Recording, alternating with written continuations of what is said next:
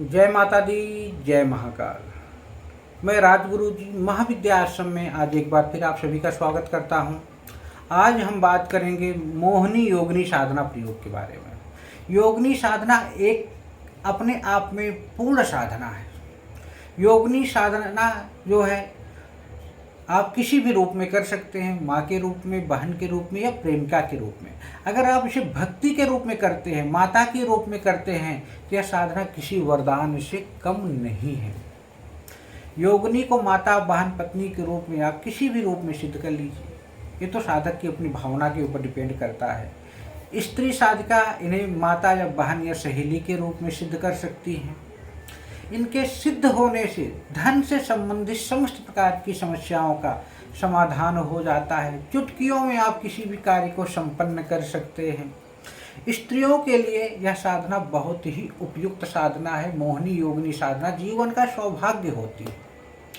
कई प्रकार की योगिनियाँ होती हैं, उनमें से मोहिनी योगिनी की साधना अद्भुत साधना प्रयोग है। चाहे सुरसुंदरी हो, नैना हो, मधुमती हो, मनोहारिणी हो, उनमें से अद्भुत साधना जो है मोहिनी योगिनी की साधना है।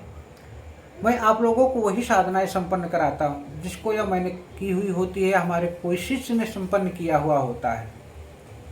बहुत से लोग कहते हैं गुरुजी साधना संपन्न हो जाने के बाद क्या रिजल्ट मिलेगा। भाई रिजल्ट तो हर साधक का अपना अलग अलग अनुभव होता है। हम कहीं सफ़र में होते हैं, आप सफ़र में होते हैं, किसी के साथ बड़ा अच्छा प्यारा सफ़र कट जाता है, किसी के साथ कुछ परेशानियों के साथ सफ़र कटता है। हर दिन, हर पल, हर क्षण इस प्रकृति में कुछ न कुछ घटनाएं घटती ही रहती हैं। वो हमारे आपके ऊपर डिपेंड नहीं है, कुछ हम आप ठीक कर देंगे। इसलिए कभी अच्छा होता है, कभी बुरा होता है। तो इसी तरह साधनाओं का अपना अलग अलग करने का अंदाज होता है, अपनी अनुभूतियाँ होती है, अपना समर्पण, अपनी आस्था, अपना प्रेम होता है। हर साधक अपने अलग अलग अनुभवों के हिसाब से अलग अलग साधनाओं, योगिनियाँ है, परी है, अप्सरा है, उनकी अनुभूति करता है। यह साधना जो मैं आपको दे रहा हूँ बहुत अद्भुत साधना है। कई प्रकार की योगिनियों की साधनाओं में मोहिनी योगिनी साधना अद्भुत साधना प्रयोग है और इसको आप बड़ी सरल और सुगम ढंग से कर भी सकते हैं। सबसे बड़ी बात है कि साधना के लिए एकांत कमरा हो तो अद्भुत है। साधक का आसन जो होगा लाल होगा और दिशा उत्तर की तरफ साधक को मुँह करके बैठना है। जिस रूप में योगिनी की साधना आप करना चाहते हैं, माँ, बहन, प्रेमिका के रूप में, उस रूप को आपको संकल्प लेना है। उसके बाद गुरु गणेश का पूजन करें।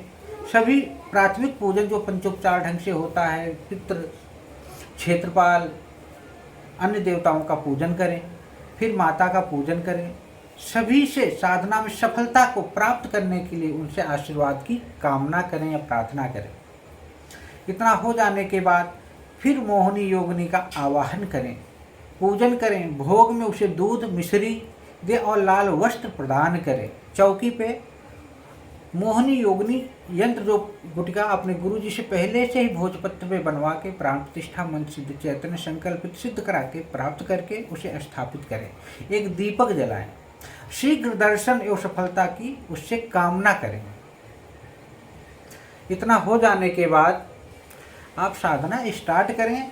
स्फटिक की माला जो पहले से ही आप अपने किसी योग गुरु से प्राप्त कर ले, प्राण प्रतिष्ठित करा के उस माला से 5000 मंत्र का जाप प्रतिदिन करें।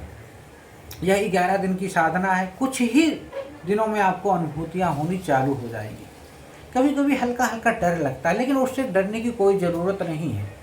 देखो, जो घटनाएं घटनी है आपकी लाइफ में उस पर किसी का कोई अधिकार नहीं है, चाहे भगवान हो या इंसान हो।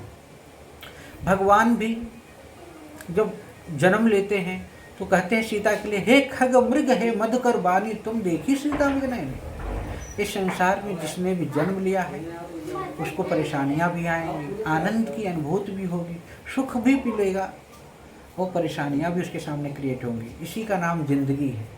कब किसके साथ क्या घटना घट जाए कोई नहीं जानता। क्या जो साधना नहीं करते हैं तो उनके साथ घटनाएं नहीं घटती, इसलिए कोई डरने की बात नहीं, कोई परेशानी की बात नहीं है। साधना बड़े प्रेम से, सरलता से, सुगमता के साथ आप लोगों को संपन्न करनी है। ये साधना किसी भी पूर्णिमा से आपको शुरुआत कर देनी है और 1 माह की साधना अगर करते हैं तो माँ प्रकट हो जाती है। मैंने अधिकतर साधकों को देखा है। और 11 दिन की साधना में आप उनकी अनुभूतियाँ हो सकती है। अगर आप बहुत अच्छे क्लास के साधक हैं और साधनाएं आपने संपन्न की है तो 11 दिन के अंदर भी आप उनका दर्शन कर सकते हैं। इस योगिनी की साधना में आप वशीकरण कर सकते हो, अष्टंभन उच्चाटन विदेशर जैसे खटकर्म भी संपन्न कर सकते हो और किसी भी प्रकार की भौतिक सुखों की प्राप्ति आप प्राप्त कर सकते हो और उनके साथ जो भी संबंध चाहें प्रेमिका के रूप में तो निभा सकते हैं। बहुत सरल है, सुगम है। कोई दिक्कत होती है, कोई परेशानी होती है तो आप हमसे, हमारी महाविद्या आश्रम से भी संपर्क कर सकते हैं या अपने आसपास किसी योग्य गुरु से भी संपर्क कर सकते हैं। कुछ लोग मुझे फ़ोन करते हैं, गुरु जी जो साधना में आप बार बार यंत्र माला बताते हैं, भाई यंत्र उस देवता की आवाहन करने की क्षमता है। मंदिर में अगर मूर्ति ना हो तो उसका कोई महत्व नहीं होता, इसलिए यंत्र का अपना स्वरूप होता है। आत्मक है, संकेतात्मक है, प्रतीकात्मक यंत्र होते हैं। बिना यंत्र माला की कोई साधना सफल नहीं होती। तो यंत्र माला आप कहीं से भी ले सकते हो, ये नहीं कि हमारे यहाँ से लो, कहीं से भी लो, लेकिन साधना में बनो और सही ढंग से करो। उस यंत्र को भोजपत्र शुभ मुहूर्त में बनाओ। तांबे का यंत्र बाजार से मत खरीदो जिसका कोई महत्व नहीं है, ना वो शुभ मुहूर्त में बना है, ना वो प्राण प्रतिष्ठित है, ना उसका कोई वैल्यू है। आगे आपकी इच्छा है। मार्गदर्शन हमारे यहाँ फ्री मिलता है, दीक्षा फ्री मिलती है, लेकिन यंत्र माला अगर आप हमारे यहाँ से मंगाएंगे तो उसका चार्ज आपको देना पड़ेगा। इसी के साथ आप लोगों को कोई दिक्कत हो, परेशानी हो तो संपर्क कर सकते हैं और हमारे महाविद्या आश्रम चैनल को लाइक करें, शेयर करें, सब्सक्राइब करें, जिससे कि जो भी साधनाएं बताई जाती हैं समय से आप तक पहुंचती रहें। जय माता दी, जय महाकाल।